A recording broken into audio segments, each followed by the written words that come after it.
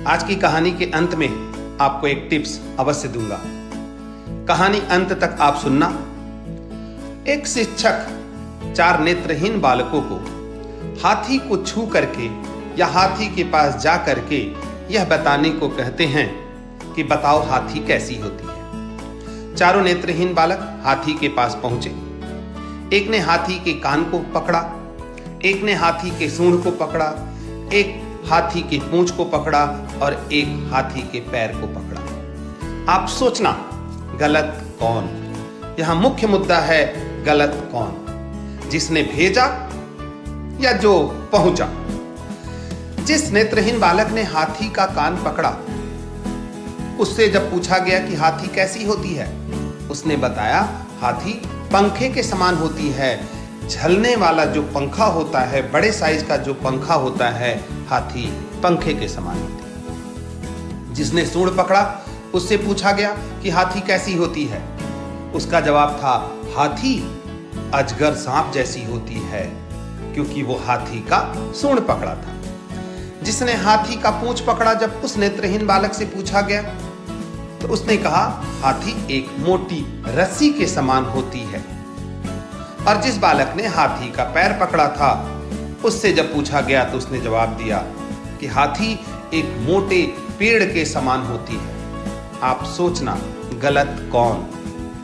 आगे हम और देखते हैं, आगे हम और सोचते हैं। यहां गलत क्या वो नेत्रहीन बालक थे या गलत जिसने उनको मार्गदर्शित किया था वो थे? सोचना गलत कौन। एक और मैं कहानी आपको छोटी सी सुनाना चाहूंगा कि एक बार एक पिता और पुत्री दोनों के दोनों, बिटिया बड़ी छोटी सी थी और दोनों के दोनों एक होटल में नाश्ता करने के लिए पहुंचे। पिता ने पुत्री के इच्छा अनुरूप चाउमीन, मंचूरियन, कुछ चॉकलेट, इन सब चीज़ों का ऑर्डर दिया। जिस काउंटर पे ऑर्डर दिया, उस काउंटर पे उन्होंने पैसा पे किया और काउंटर वाले ने एक पर्ची दी। छोटी बच्ची ये सब बात को देख रही थी। जब बैठे और बैठने के बाद में जब पिता ने वो पर्ची जो वेटर है उसको दिया, तो वेटर ने ला करके चाउमीन, मंचूरियन और जो भी ऑर्डर थे सब ऑर्डर ला करके टेबल पे रखा।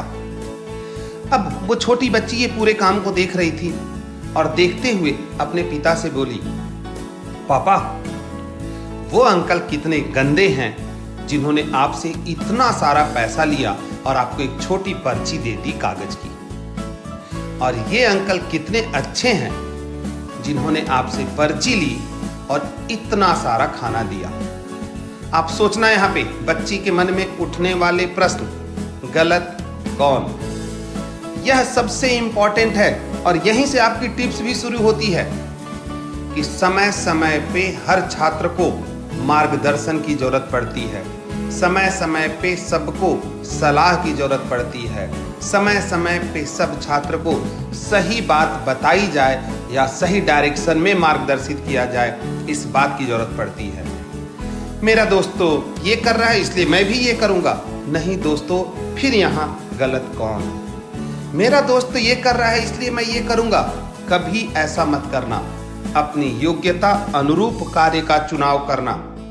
आप योग्यता अनुरूप कार्य का चुनाव करोगे तो कभी भी हाथी को अजगर नहीं कहोगे, हाथी को मोटा पेड़ और पंखा नहीं कहोगे या रस्सी नहीं कहोगे। यहाँ मार्गदर्शक की भूमिका भी बहुत महत्वपूर्ण है। ऐसे ही हर पेरेंट्स को भी मैं ये सलाह दूंगा कि अगर बच्चा उनसे प्रश्न पूछे तो वहां चुप नहीं रह जाना है, वहां अच्छे से उस बच्चे को जवाब देना है कि ये एक प्रोसेस है बच्चा, इस प्रोसेस के हिसाब से हमको काम करना पड़ता है। कई बार आपका चुप रह जाना भी आपके लिए गलत है। कई बार आप किससे क्या प्रश्न पूछ रहे हैं उसका भी ध्यान रखना होगा, वरना हम जिंदगी भर यही सोचते रह जाएंगे कि गलत कौन है। ऑल द बेस्ट दोस्तों। अगर मेरी ये बातें आपको कहीं से भी प्रेरित करती हो या आपको सोचने के लिए मजबूर करती हो तो मैं चाहूँगा मेरे चैनल को लाइक, शेयर, सब्सक्राइब अवश्य करें। Good luck.